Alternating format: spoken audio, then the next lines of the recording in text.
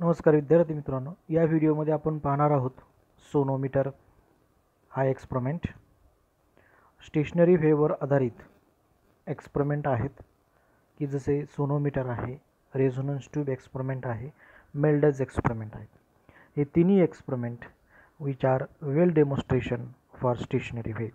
त्यापैकी आपल्या सिलेबसमध्ये आहे तो sonometer. Sonometer experiment is used for two purposes.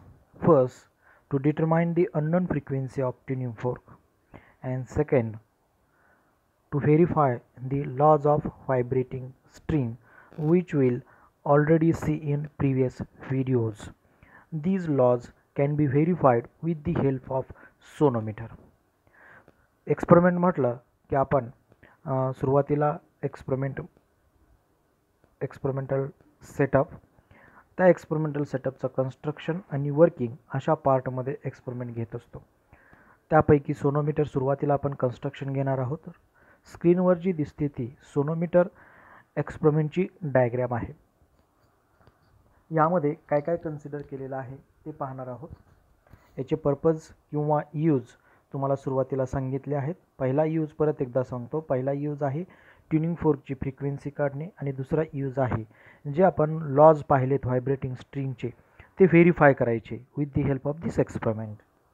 So this experiment consist of A hollow rectangular wooden box. So this is hollow wooden rectangular box called as a sound box. यालाच sound box म्हटलेला आहे. The sound box is used to make larger mass of ear vibrate so that the sound produced by the vibrating string. मग असे कुठले instrument आपण असेच कुठले instrument पाहिलेले आहेत आपण सांगू शकतो. व्हायोलिन आहे, गिटार आहे, तनपूर आहे, असे अनेक इन्स्ट्रुमेंट सोनोमीटरसारखे तुम्हाला आढळून आले असतील. या एक्सपेरिमेंटमध्ये अजून काय कन्सिडर केलेलं आहे.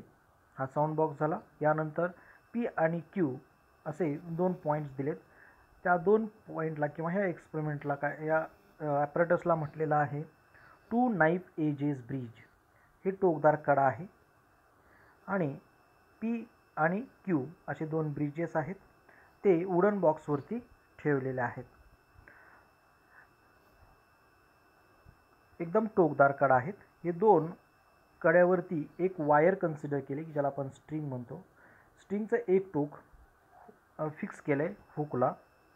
And this string will be passed over the two bridges and also over the pulley and its free end is attached to slotted weight. येतं लक्षात. स्ट्रिंगचं एक टोक हुकला फिक्स केलं आणि ही स्ट्रिंग ह्या ब्रिजवरून पुलीवरून खाली सोडलेली आहे आणि दुसऱ्या टोकाला एक हँगर अटॅच केलेला आहे. हँगर अटॅच केल्यानंतर त्याच्यावरती हँगरच्या साह्यानं आपण वेगवेगळे वेट ह्या स्ट्रिंगवरती अप्लाय करू शकतो. अशा पद्धतीचं हे डायग्राममध्ये तुम्हाला दिसतं आहे.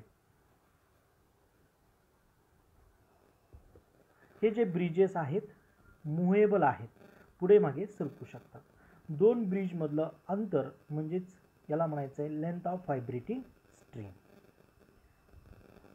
आणि ज्या ब्रिजवरती वायर टेकवलेली आहे त्याला ए पॉईंट आणि बी पॉईंट म्हटलेलं आहे. So A B is called as a vibrating length of the wire or string. ठीक आहे. नंतर दुसरा एक इथं दाखवलेला आहे. हा टी म्हटलेला आहे. टी म्हणजेच ट्युनिंग फोर्क आहे आणि आर म्हणजे पेपर रायडर. पेपरचा एक लहान तुकडा बरोबर दोन ब्रिजेसच्या सेंटरला ठेवलेला आहे. This is called as a paper rider. In this method paper rider method is used in sonometer. मग हे झालं त्याचं कन्स्ट्रक्शन. आता या ठिकाणी ही सिच्युएशन आहे. फॉर एक्झाम्पल आपल्याला लॉज जर व्हेरीफाय करायचे असतील तर आपण पाहिलं आहे पहिला law n is inversely proportional to length, म्हणजे फ्रिक्वेन्सी आणि लेंथमध्ये रिलेशन घ्यायचं आहे. टी आणि एम कॉन्स्टंट ठेवायचं. पहिला लॉ प्रूव्ह करायचा असेल तर इथं जे वेट अटॅच करताय तुम्ही ते कॉन्स्टंट ठेवायचे. दुसरा लॉ जर व्हेरीफाय करायचा असेल with the help of sonometer, तर दुसऱ्या लॉमध्ये आहे टेन्शन लॉ आहे तो, N is directly proportional to square root of T. Length आणि mass per unit length constant ठेवायचे. आणि तिसरा लॉ म्हणजेच N is inversely proportional to square root of M. L आणि टी कॉन्स्टंट ठेवून करायचे. म्हणजे 3 प्रकारे हा एक्सपेरिमेंट आपल्याला करता येतो. एक जनरल एक्सप्रेशन जे जनरल वर्किंग आपण पाहणार आहोत.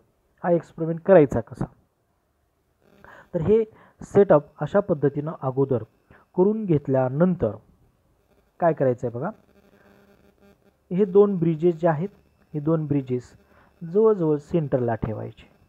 सॉरी, सेंटर नाही, जवळजवळ ठेवायचे. आणि पेपर रायडर हा 2 ब्रिजेसच्या सेंटरला ठेवायचा. इथं एक सुटेबल वेट फिक्स करायचं हँगरच्या सहाय्यानं, की जेणेकरून ह्या स्ट्रिंगमध्ये एक ताण निर्माण होईल, स्ट्रिंग ताणली जाईल, अशा पद्धतीचं वेट इथं फिक्स करायचं. एक ट्युनिंग फोर्क घ्यायचा. हा ट्युनिंग फोर्कच्या व्हॅल्यू आहेत, वेगवेगळे ट्युनिंग फोर्क तुम्हाला दिलेले असतात एका बॉक्समध्ये. आपण साधारणतः 5 रीडिंग घेत असतो, तर 5 रीडिंग घेण्यासाठी 5 वेगवेगळे ट्युनिंग फोर्क दिले असतात. त्या ट्युनिंग फोर्कची फ्रिक्वेन्सी त्या ट्युनिंग फोर्कवरती लिहिली असते. उदाहरणार्थ 256चा ट्युनिंग फोर्क आहे, 288चा ट्युनिंग फोर्क आहे, 346चा ट्युनिंग फोर्क आहे, 512चा ट्युनिंग फोर्क आहे, 416चा ट्युनिंग फोर्क आहे. हर्ट्स युनिट जे आहे ते हर्ट्स. फॉर एक्झाम्पल मी इथं हा एक ट्युनिंग फोर्क कोणताही घेतला. ही मेथड सुरुवातीला जनरल फॉर्ममध्ये घ्यायचं आहे विदाऊट व्हेरीफाईंग दी लॉज व्हेरीफाय करण्या अगोदर एक जनरल एक्सपेरिमेंट कन्सिडर करतोय मी, की पहिलं रीडिंग कसं घ्यायचं. इथं स्ट्रिंग ताणली जाईल अशा पद्धतीनं इथं हँगरच्या सहाय्यानं वेट ॲड केलं. स्ट्रिंग ताणली गेली. 2 ब्रिजेस हे जे आहेत ते जवळजवळ आणले आणि पेपरचा तुकडा बरोबर सेंटरला ठेवला. ट्युनिंग फोर्क व्हायब्रेट करायचा आणि 2 ब्रिजेसच्या बरोबर सेंटरला धरायचा. आता ही मेथड व्हायब्रेशन्स जे आहेत ट्युनिंग फोर्कचे व्हायब्रेशन्स आणि 2 ब्रिजेसमधली जी लेंथ आहे स्ट्रिंगची, याची फ्रिक्वेन्सी मॅच झाली की ती स्ट्रिंग काय होते तर व्हायब्रेट होते. आणि ते व्हायब्रेट झाली की ते पेपर रायडर काय होणार, व्हायब्रेशन्समुळे खाली पडणार. ही मेथड आपल्याला शोधून काढायची. मग त्या ठराविक अंतरामध्ये सुरुवातीला हा पेपर रायडर खाली पडला नाही, व्हायब्रेट झाली नाही स्ट्रिंग, तर परत काय करायचं, 2 ब्रिजेसमधलं अंतर वाढवायचं. परत ट्युनिंग फोर्क व्हायब्रेट करायचा, ह्या ब्रिजेसच्या शेजारी धरायचा. मग अशी एक सिच्युएशन जेणेकरून पेपर रायडर दोन्ही हे ब्रिजेस बाजूला सरकवत जायचे, जेणेकरून पेपर रायडर सेंटरला राहील. ट्युनिंग फोर्क व्हायब्रेट केला, परत इथं बॉक्सवरती धरला किंवा ब्रिजच्या शेजारी धरला. एक सिच्युएशन अशी येते की ट्युनिंग फोर्कची फ्रिक्वेन्सी आणि ह्या वायरची फ्रिक्वेन्सी मॅच होते, इक्वल होते, रेझोनन्स प्रोड्यूस होतो आणि त्यामुळं ही स्ट्रिंग काय होते, व्हायब्रेट होते. हे ट्रान्सवर्स व्हायब्रेशन असे ट्रॅव्हल होतात. नंतर दुसऱ्या ब्रिजच्या टोकाकडून ते रिफ्लेक्ट होतात. Incident vibration and reflected vibration are interfere to each other forming the stationary wave.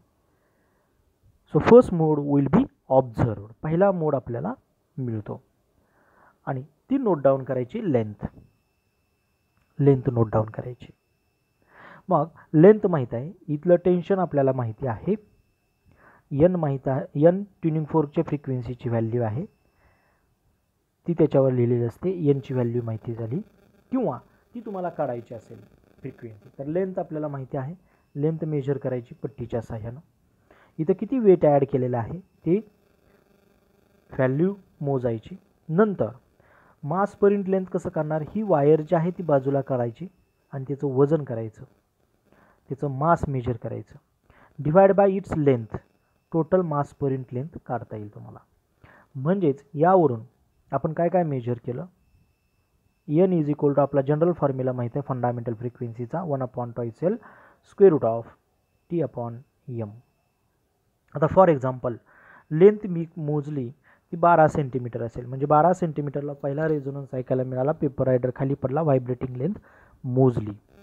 T is equal to तुम्ही उदाहरणार्थ 500 ग्रॅम वेट ॲड केलं त्या स्ट्रिंगवरती, ग्रॅम आहे, हे सेंटीमीटर आहे, ग्रॅम आहे, परंतु हे आपल्याला न्यूटन किंवा डाईनमध्ये कन्व्हर्ट करावं लागतं कारण टेन्शन आहे, म्हणून 980 मल्टिप्लाय करायचं. T is equal to 500 into 980. आणि स्मॉल एम मेजर केलं तुम्ही, capital M divided by small L. Capital M काय असेल ते वायरची वजन तुम्ही मोजायचं आहे, मास मोजायचं आहे. फॉर एक्झाम्पल 50 ग्रॅम असेल, उदाहरण घेतलं आहे. डिवायडेड बाय इट्स लेंथ, वायरची टोटल लांबी ही मोजायची इथपर्यंत काय असेल ते 120 सेंटीमीटर वगैरे. ह्या सर्व किमती जर या फॉर्म्युल्यामध्ये ठेवल्या तर फंडामेंटल फ्रिक्वेन्सी आपल्याला काढता येईल सोनोमीटरच्या सहाय्यानं. अशा पद्धतीचा हा एक्सपेरिमेंट आहे. यातलं फक्त एकच एम या ठिकाणी एक्सप्लेन केलेला आहे. तुम्हाला क्वेश्चन असतो डिस्क्राईब दी सोनोमीटर एक्सपेरिमेंट. असा क्वेश्चन आला तर ही डायग्राम, याचं डिस्क्रिप्शन आणि मी जे वर्किंग सांगितलेलं आहे ते थोडक्यात लिहायचं आहे.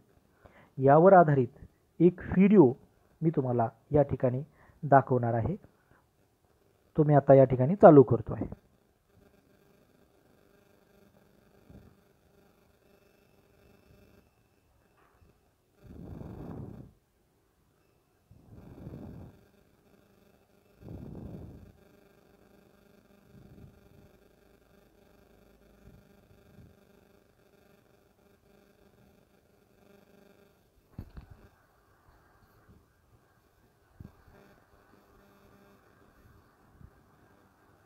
The sonometer is a device used to determine the laws of transverse vibrations on stretched strings.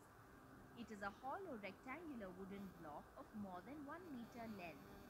A string is attached to the hook at one end and passes over a pulley at the other end of the block.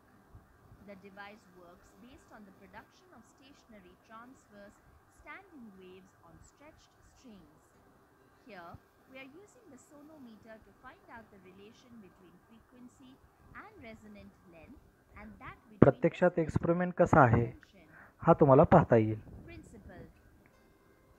If a string of length L having mass per unit length m is stretched with a tension T, the fundamental frequency of vibration F is given by F is equal to 1 आपण by n 2L denote करतो, into square n root f of दाखवलेला T आहे. by m. This shows the laws of transverse vibrations of a stretched string, which are Law of length. F is inversely proportional to तुम्ही L n is inversely proportional to L consider करायचं आहे. Law of tension. F is directly proportional to square root of T with constant L and M. Materials required. तिसरा law या ठिकाणी घेतलेला ना आपण लक्षात घ्यायचं आहे. A set of tuning forks of known frequency. 0.5 kilogram. काय काय मटेरियल लागतं हे पाहायचं आहे. 0.5 kilogram slotted weights. Rubber pad. Paper rider. Bridges. हे ब्रिजेस Procedure. बघा व्यवस्थित आहे का. To find the relation between frequency and length. Place the sonometer on the table. Attach a weight hanger at the free end of the string which passes over the pulley. Stretch the wire by placing a suitable maximum load on the weight hanger. Place two wooden bridges below the stretched string. Move the wooden bridges outward so that the length of the wire between the bridges is the maximum. Place an inverted V-shaped paper rider on the middle of the wire. Now, take a tuning fork of known frequency. Make it vibrate by striking its prong with a rubber pad. Touch the lower end of the handle of the vibrated tuning fork with the sonometer board. Now, we can see vibrations on the string. Decrease the length of the string by gently adjusting the bridges inwards. At a certain दोन्ही length, बाजूला the समान string सरकवलेला आहे rises जेणेकरून into the paper rider हा C सेंटरला and the राहतो. rider falls, which shows the condition of resonance. Measure the length L1 of the string between the bridges using the meter scale. Now, bring the bridges closer and then slowly increase the length of the string till the paper rider falls. The corresponding length is noted as L2. The mean value of L1 and L2 gives the resonant length L. Repeat the experiment for tuning forks of other frequencies and the resonant length is calculated in each case. A graph is plotted with frequency along the x-axis and reciprocal length along the y-axis. It is found to be a straight line. To find the relation between length and tension, select a tuning fork of known frequency. set the load in the weight hanger as the maximum. Find the resonant length L. Now, remove 0.5 kg weight from the weight hanger and find resonant length with the same tuning fork. Repeat the experiment by removing the slotted weights one by one in equal steps of 0.5 kg. Record the value of L each time. Calculate L square by T each time and is found to be a constant. A graph is plotted with tension along the x-axis and square length along the y-axis. It is found to be a straight line. Applications. The sonometer is used as diagnostic instrument in the food and pharmaceutical industries. Clinical bone sonometers are used to test bone density and diagnose the risk of bone fractures. Sonometers are also used as measuring instruments which utilize ultrasonic signals for the precise level control and measurement of liquids.